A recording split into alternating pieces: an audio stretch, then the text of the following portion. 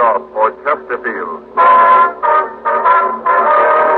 Chesterfield, first cigarette in America to give you premium quality in both regular and king size, brings you Dragnet.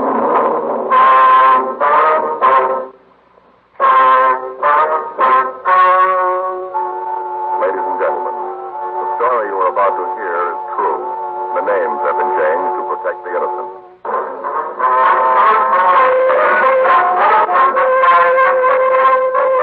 Detective Sergeant, you're assigned to robbery detail. A man has been found in the trunk of an automobile. He's been badly beaten and is suffering from shock. Your job? Investigate. Here's what the nation's press has had. Either way you...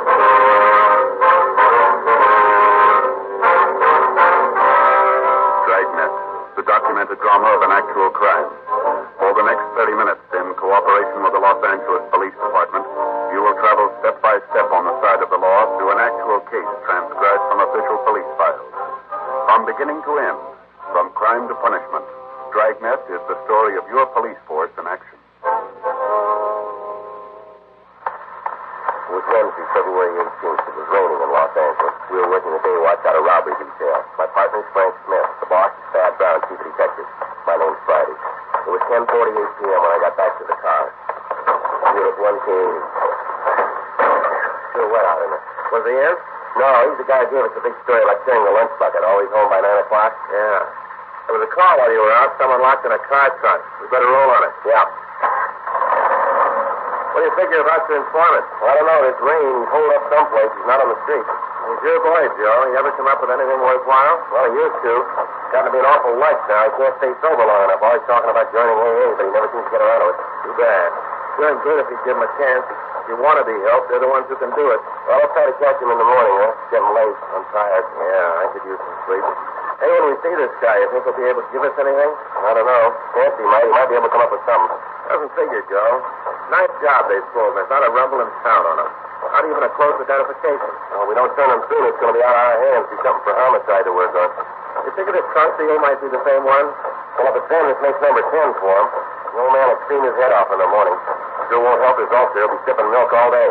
He just graduated as a soft-boiled egg. This thing will put him right back on the sippy diet. Poor old idiot. Thieves and ulcers. He just can't win. Now, that must be it up there, Frank. Guy waving the radio car. Oh, yeah. There's 1A4 just coming in, too. Yeah. That's good here. You want to get out my side? Yeah. Go ahead. Right around the corner, officer. I know what it's called. It didn't take you long to get here. I'll show you. Right around here? Yes. All right, Joe, Frank. Yeah. You police officers, too? Yes, sir. My name's Friday. This is my partner, Frank Smith. Oh, how do? I'm Carl Miller. I own the drugstore on the corner. I'm the one who found the car, you know. Yes, sir. If you'd show us the car. Yeah, sure thing. Around this way.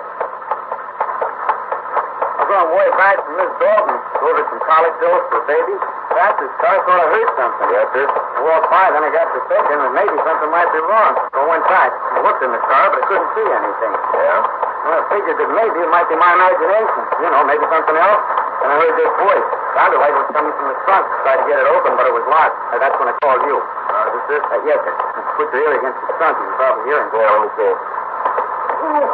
There's somebody in there. Let's see if we can get this thing open, huh? Well, there ain't something to pry it open. Got anything in your car, Al? Oh, wait a minute. Maybe there's something in here. I'll look. No, sir. Please don't touch the car. What? Don't touch the car, sir. Oh, sure. You want to look for fingerprints. Should have thought of it myself. I'll check my door. Should have something in there. All right, fine. Al? Yeah. You want to see if you got anything in your trunk? Yeah, I'll check it. Fine. All right, sir. We're police officers. We'll get you out. Same one, huh, Joe? Yeah, looks like him. Same MO. I'll just say lock that guy in the Joe? Yeah. There's this boy in the trunk. You want to try it? Yeah, fine. Here. Yeah. Let me help you. Come on, try it. Yeah, all right. Here. I think I got it. Yeah. Here. That's good. Here. Oh, let's get it open. Give me a hand. Yeah. It's all right, sir. Get you out of there. I'll get the tape on. Couldn't think anybody's fine. What throws the garment? That's okay now. You want to tell us what happened, sir? Sure. I got him, Frank. Yeah. Better get an ambulance, Al. Right. Hey, let's get him under that awning over there out of the rain. Right. Easy now. What do you figure? I don't know. Lay him down. Here. Take my coat. Cover him up. Yes, I'll get it, officer. It's all right. Oh, You already got it open. Yes, sir, we did. A little bitty screwdriver probably wouldn't have worked anyway. Oh, thank you anyway, sir. Sure thing. Anything else I can do for you? No, sir, it's all right. Nothing you need, nothing at all? Well, not unless you got a good remedy for ulcers. 11:01 p.m. The ambulance arrived and took the victim to Georgia Street Receiving Hospital. Frank and I followed in our car. This was the 10th in a series of kidnappings in which the suspects obtained cars to use in armed robberies. After beating the victims, they'd lock them in the trunk of the car, and after completion of the robberies, they'd abandon the automobile with the victims tied and gagged in the trunk. Although to date none of the victims had been killed, we knew it was only a matter of time until the suspects kidnapped somebody who would be incapable of standing the treatment, and we'd not only have a robbery but a murder to deal with. The holdups had been going on for a period of 6 weeks. Frank and I followed up what leads we could, but they brought us nothing. None of the victims could describe the suspects other than to tell us they were male, white Americans, and that one of them spoke with a southern drawl. 11:17 p.m. We arrived at the hospital. The victim had been placed in treatment room number 3. Dr. George Hall was treating him. Frank and I went into the room to talk to the doctor. Hi, Joe. Frank. Hi, Johnny. How is he? Oh, he's all right. Suffering from shock. Got a nasty abrasion on his right cheek. I gave him a sedative to quiet him down. He'll be okay in a few minutes. Mm-hmm. What happened to him? Oh, a trunk bandage again. Vicious bunch. You going to release him, Doc? Yeah, I'll be all right in 15 or 20 minutes. You know his name? I want to make out his treatment card. No, he passed out on us before we could get it. He's coming around now. Oh, you're all right now, fella. Just relax. Take it easy. Here. See if you can sit up here on the edge of the table. Joe? Yeah, Doc. You want to pour a glass of water, cups over there on the wall? Yeah, sure. I'll get you some water, sir. That's it. Just sit quiet. Easy. There you are, sir. Oh, thank you. Thirsty. Right, if we talk to him, Doc? Sure, go ahead. Will you tell us what happened, sir? Yeah. About 7:45, maid, that's my wife, said we were out of coffee.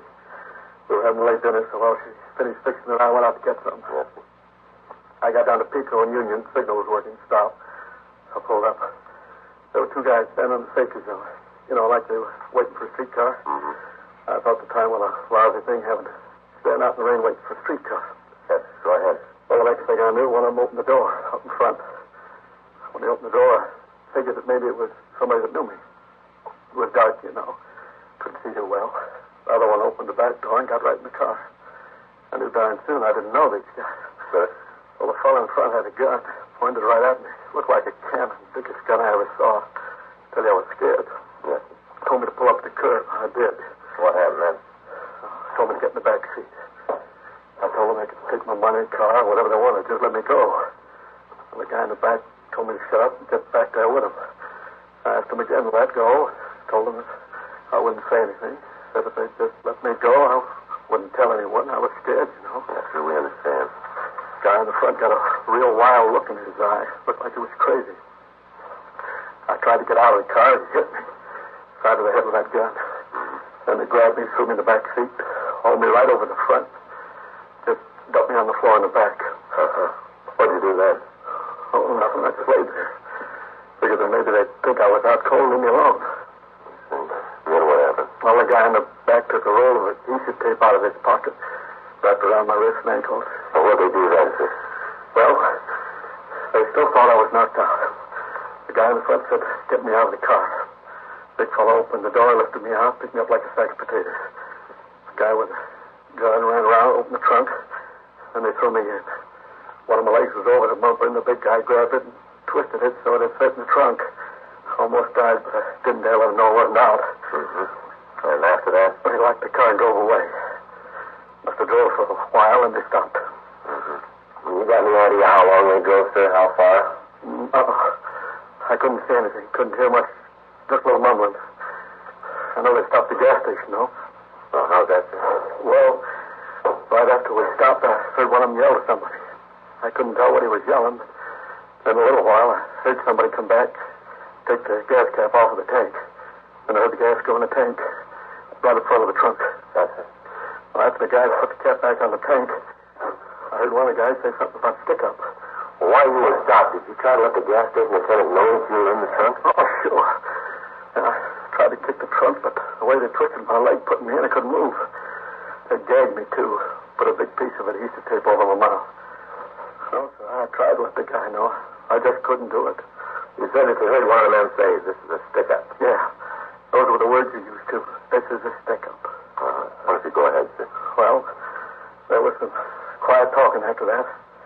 I couldn't tell what was going on, and they drove away again. You have no idea where this gas station was? Oh, I'm sorry, but I was being bounced around that trunk. My head hurt where they hit me.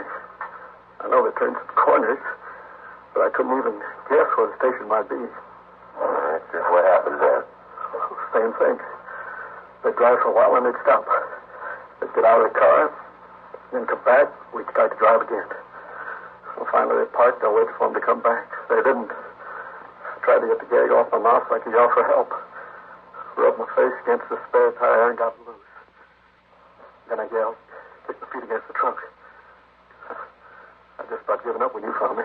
Not sure I was through. It was getting hard to breathe in there.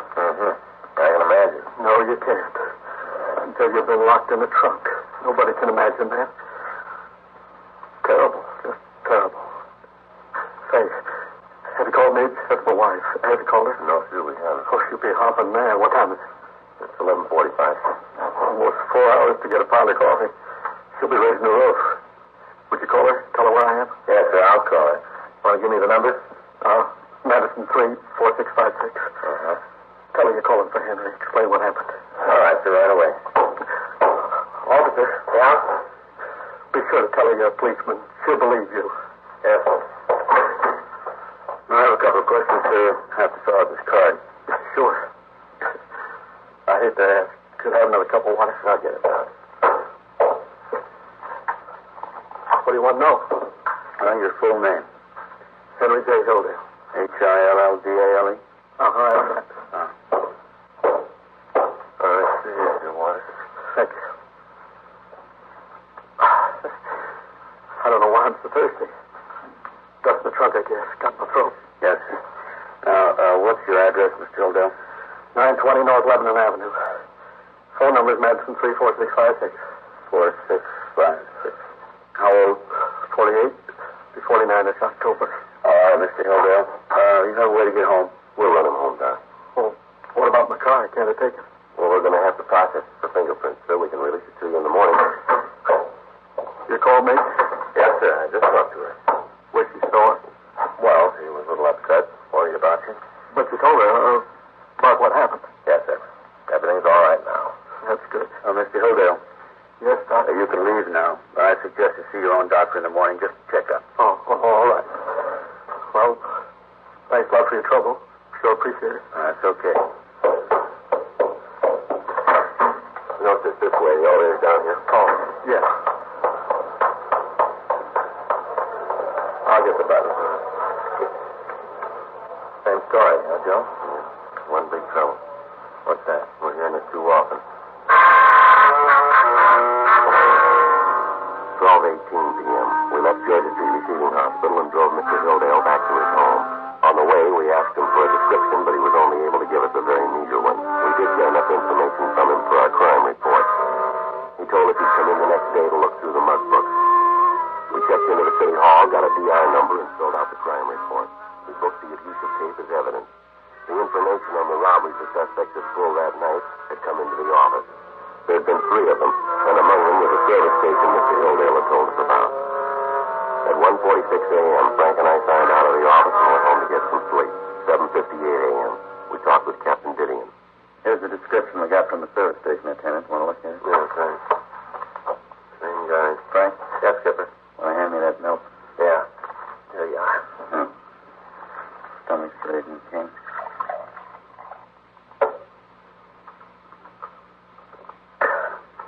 This is the 10th kidnapping and 23rd robbery. When are you two going to get off the dime and bring those guys in? We're doing everything we can, Skipper. You know that. And it's not enough. I know you guys have been beating your heads against the wall on this thing, but the corner pocket's on my back and we got to break it. We've contacted all our informants. We've run on every lead that's turned up. They all go to the same place. I'm giving the chief every excuse I can. I'm not going to try to sell him any more. I don't think he'd buy him. You know what? The guys who are pulling these jobs are flesh and blood. They eat and sleep. Somebody in town knows them. They're not phantoms. Let's find them. These guys aren't the brainiest ones in the world. If they were, they wouldn't be getting the cars the way they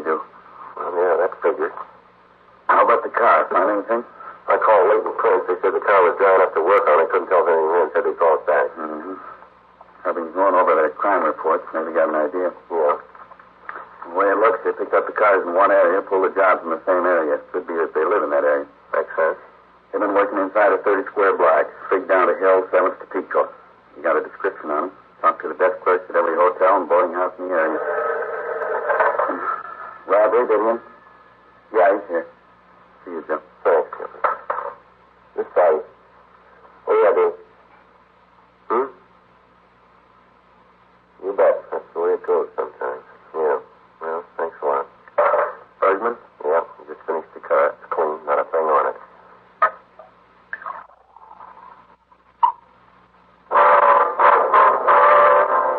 9:30 a.m. Mr. Hildale got to the city hall, and I took him into the mug room to look at the books. Frank got in touch with Schultz from the police printing lab. We gave him the description of the suspects and their M.O., and the fact that one of them spoke with a southern accent. We asked him to run off 500 flyers for distribution in the area that we were going to canvass. 12:15 p.m. Sorry, Sergeant. Didn't recognize any of them. Well, that's all right, sir. I understand. Don't think his picture was there. I'd feel awful if I saw it and didn't recognize it, but I'm pretty sure you just don't have a picture of the man. Yes, sir. Well, maybe you'd like to rest a little bit before you look at any more. Yeah, if I can. Get a little confused looking at so many. After a while, they all begin to look alike. Yes, sir. Joe? Yeah. See you later? Sure thing. Excuse me, Mr. Hildale. Of course. Yeah. Just got a call from Charlie Sutton. San Francisco? Yeah. Thinks they got our boy.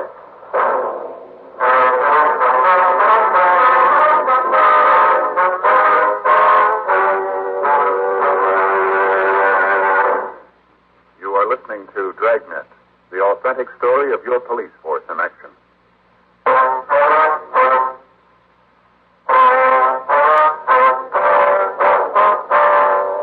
Frank went on to tell me that in talking to Inspector Sutton of the San Francisco Police Department, he found out that they thought they had one of the suspects. Sutton said he was apprehended after he kidnapped a man who stopped for a boulevard stop. The suspect had taped the man up and thrown him into the trunk of the automobile. Sutton went on to say that a witness on the street had called the police and furnished them a description of the car and the license number. The kidnapper was apprehended immediately. He refused to talk, and further investigation disclosed that the suspect was a PV from Los Angeles. Inspector Sutton told us that he'd send us stand-up mugs of the suspect by airmail special delivery.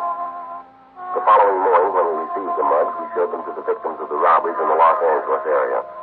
Several of them positively identified the man. Others stated that he resembled the suspect, and some of the victims were unable to give any identification of the suspect at all. In view of the circumstances, Frank and I were ordered to take two of the most reliable witnesses up to San Francisco in order to observe the suspect in person. We signed the out-of-town book, checked out a trip car, picked up our witnesses, and left for the Bay Area. 7:15 p.m. We checked into the San Francisco police station on Kearny Street. A special show-up was arranged for the victims from Los Angeles. They failed to give a positive identification of the suspect, but both of them said that he could be one of the men involved in the robberies. 8:20 p.m. We talked to the suspect, Jack Webster, in Inspector Sutton's office. What are you guys trying to We're prove? not trying to prove anything, Webster. We want the facts. Well, that's what I'm giving you. Seems when you get them, you don't want to Look, believe we got two people outside that came all the way up here from L.A. Both of them say you're the guy who stole their cars and beat them up. Well, they're both crazy. According to the report, you pulled the kidnapping just like the ones that were pulled down south. How about that? So it looks the same. That mean I did it? Looks like it. We ran your name through R&I down in Los Angeles. There's a tab on your card for PVs. You know that? What? Galloway in Los Angeles wants you for parole violation. Oh, well, I think I can explain that. I don't think you can, Webster. Galloway says he hasn't heard from you for the past 6 weeks. That's how long these robberies have been going on. You look awful good for him. So I maybe skipped town. I was going to report up here. I got a job. Now I'm trying to go straight. How about the job they got you for now? I needed a little extra dough. You know, something came up. I read about those jobs in L.A. I figured it might work for me. Thought maybe you'd figure it was the same guys. Yeah, we do. You got it all wrong. Sure, you got me nailed for this one, but that's all. I had nothing to do with him in L.A. Our witnesses seem to think otherwise. You tell your witnesses they're full of cheese. I didn't have anything to do with him. Now, I'm sorry, boys. You got me tagged for a job up here. Nothing else. How'd you figure that? Well, how long did you say those jokers been working in L.A.? About 6 weeks. Then you got nothing on me. Yeah. Sure, I haven't left town for a month and a half, and I can prove it. Jack Webster told us that he's been registered at a hotel on Geary Street for the past month and a half. Further, he said that he's been working in a foundry in South San Francisco for the same period of time. We checked both of the places out and found that he was telling the truth. He was filed on in San Francisco for grand theft auto and kidnapping. Sunday, February 22nd, we arrived back in Los Angeles, took our witnesses to their homes, and checked into the office. We called Captain Gideon and found a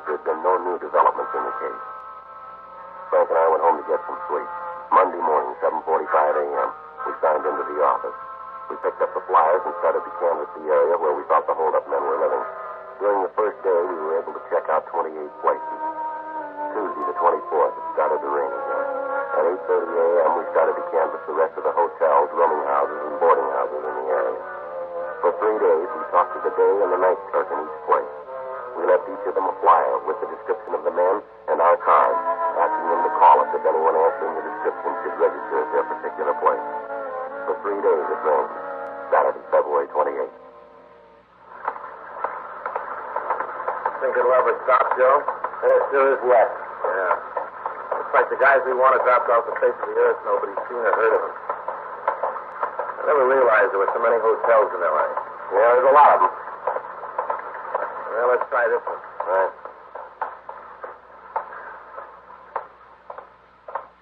Yes, something you want? We're police officers, sir. Here's our ID. What's that? Police officers. Oh, police. That's right, sir.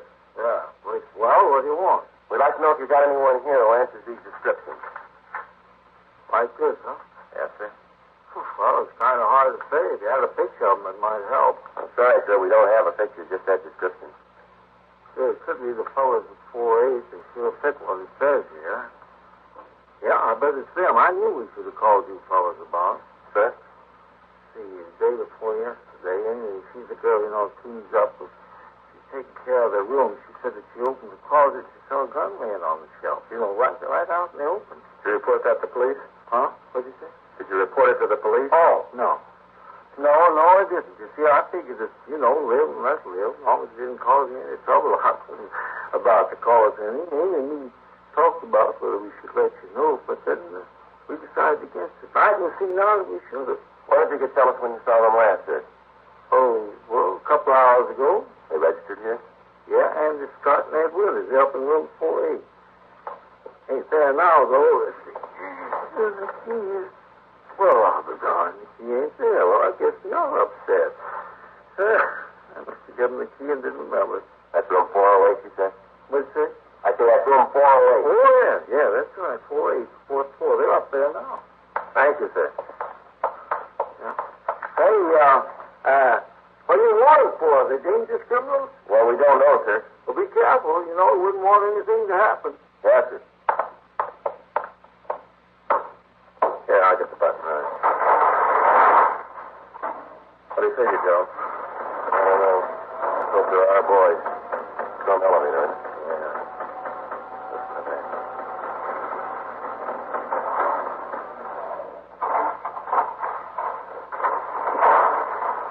Down this way. 402, 404, 406. Here it is. Want to cover me? Yeah. How is it? Room clerk. What do you want? Like to talk to you. All right, just a minute. Hey, you ain't gonna... What's that? All right, mister, on your feet. Come on. How about the other one? He's out. I'll take him down for you. Stupid. He's plain stupid. I told him 100 times. Stand still. You told him what? And we should have left. Get out of this lousy town. Going back home. Yeah, all right, let's go. Back in the can this time. We'll never get out him and his big ideas. Smart guy. Old Ed, the big brains.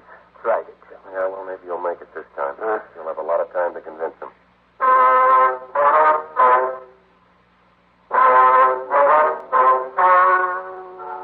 The story you have just heard was true. The names were changed to protect the innocent. On 17th, trial was held in Superior Court, Department 87, City and County of Los Angeles, State of California. In a moment, the results of that trial.